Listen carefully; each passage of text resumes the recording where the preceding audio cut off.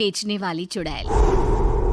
एक बार की बात है, जादूपुर नाम के एक गांव में करतब दिखाती एक औरत एक रेड्डी के लिए गांव में आती है। आइए आइए मेहरबान कदरदान, खाइए रोहड़ा के ताजे ताजे केले। कभी खाए नहीं होंगे ऐसे केले, पीले पीले केले खाइए। ये कहकर रोहड़ा हाथों में 4 केले लिए उन्हें सर्कल में जोर जोर से हवा में उछालती हुई करतब दिखाती है, जिसे देखकर आसपास के सारे बच्चे अपने अपने मम्मी पापा से उस औरत के पास जाने की जिद करने लग जाते हैं। पापा, ऐसा तो सर्कस में बॉल से होता है ना, ये आंटी तो केले से कर रही है। चलिए ना पापा, देखते हैं। रोहड़ा एक पतली सी तार पर चलती हुई केलों से करतब दिखाती है। आते जाते सभी लोग बाहर रुककर उसके करतब देखते हैं और वाह वाही करते नहीं थकते।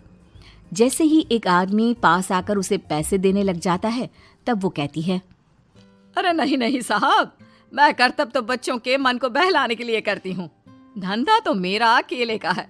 पीछे देखो मेरी रिड्डी, जो भी मेरे केले खाएगा मेरी तरह चुस्त दुरुस्त और तंदुरुस्त हो जाएगा। पता चलता है क्या कि मेरी उम्र 55 की है। अरे पर ऐसे ठंड के मौसम में कोई केला क्यों खाएगा? ये ऐसे वैसे केले नहीं है साहब, ये शरीर में गर्मी देते हैं।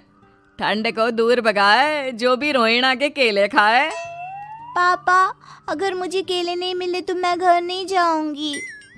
तभी उसके पापा कहते हैं कि बेटा, केले ठंड में कभी गर्मी नहीं देते। ये सब कहने की बातें हैं, सामान बेचने का तरीका है इनका। पर पिंकी नहीं मानती। मैं केले खाऊंगी। पिंकी की जिद के आगे नत्थू हार जाता है और उसे केले खरीद कर दे देता है। पिंकी खुश होकर केले घर ले आकर खाती है।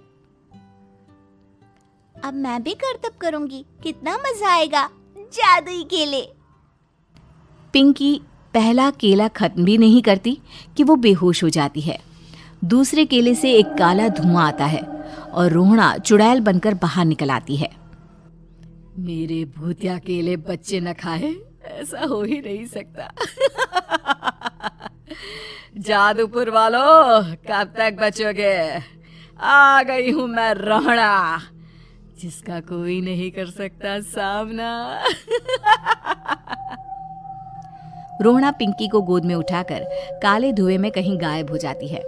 शाम के वक्त नत्थू घर लौटता है और पिंकी को घर में ना पाकर उसकी माँ से कहता है, माँ पिंकी कहाँ है?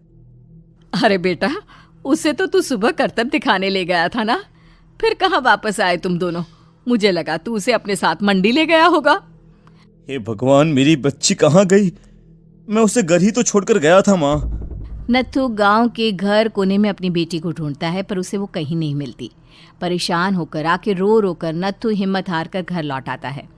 अगली सुबह रोहड़ा फिर से करतब दिखाने आती है और इस बार पिंकी की तरह रोनी केले खरीद लेता है।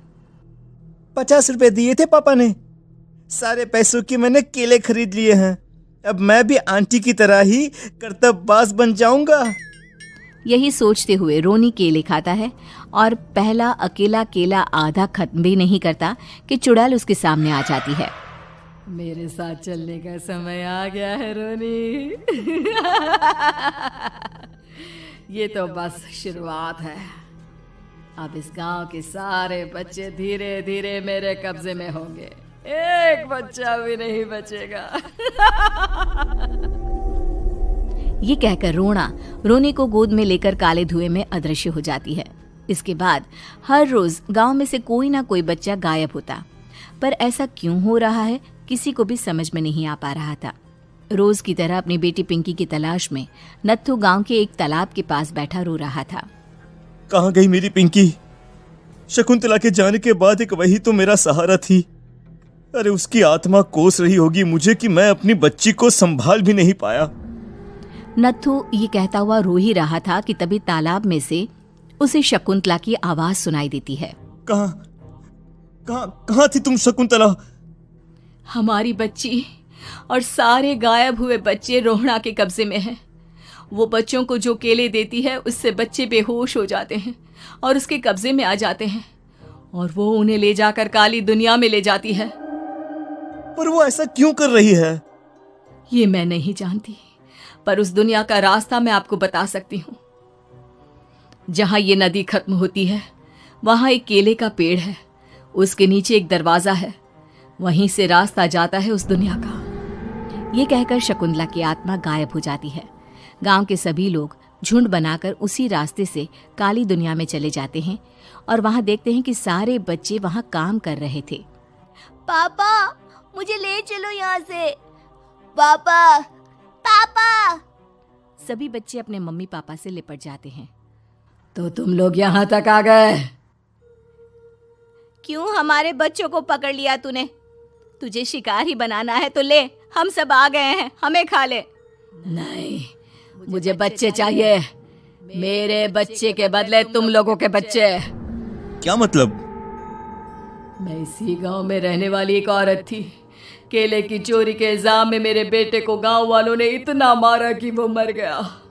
उसी दिन मैंने ठान लिया कि गांव वालों का भी वही हाल करूंगी। कुछ दिन बाद बेटे के चले जाने के दुख में मैं भी मर गई और मेरी भटकती आत्मा एक चुड़ैल बन गई। और फिर मैंने बदला लिया तुम सबके बच्चे छीनकर। बर्दाश्त नहीं कर पाए ना, सोचो मुझ पर क्या बीती होगी। हमें माफ कर दो रोना, पता नहीं ये किसकी गलती थी पर हम सभी माफी मांगते हैं। हमारी खुशियां लौटा दो, तुम भी तो एक माँ हो। गांव वालों की बात सुनकर रोना का मन पिघल जाता है और वो बच्चों को छोड़ देती है। उसके बाद काली दुनिया बच्चों के लिए जादुई दुनिया बन जाती है।